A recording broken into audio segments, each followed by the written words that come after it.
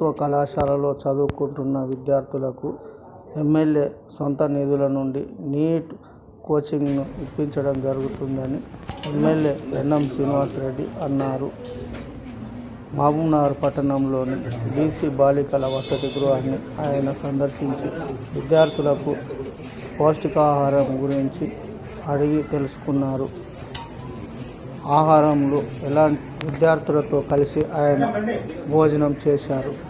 అనంతరం విద్యార్థులతో మాట్లాడుతూ ప్రభుత్వ కళాశాలలో కష్టపడి చదివి విద్యార్థులకు తమ వంతు సహకారం అందిస్తామని, కష్టపడి మంచి ర్యాంకులు సాధించాలని సూచించారు. మహబూబ్నగర్ పట్టణంలోని విద్యానిధి ద్వారా అన్ని కళాశాలలకు, ప్రభుత్వ పాఠశాలలకు మెరుగైన వసతులను కల్పించడం జరుగుతుందని ఆయన పేర్కొన్నారు.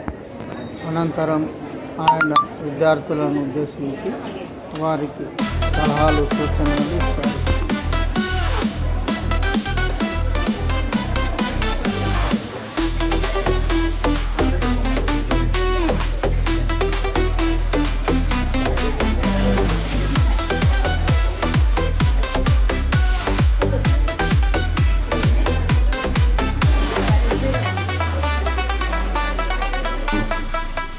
ఎందుకు వాళ్ళు రాలేదు 90 మంది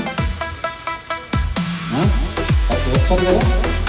ఓకే, మీరందరూ కూడా ర్యాంక్ తీసుకొచ్చి ఇంజనీరింగ్లో లేదా మెడిసిన్లో, ఒకవేళ మెడిసిన్ కాకుండా అగ్రికల్చర్, బిఎస్సీ. మహబూబ్నగర్ పట్టణంలోని పాతపాలమూరులో రేషన్ బియ్యాన్ని, సన్నబియ్యం కలెక్టర్తో కలిసి పంపిణీ చేశారు.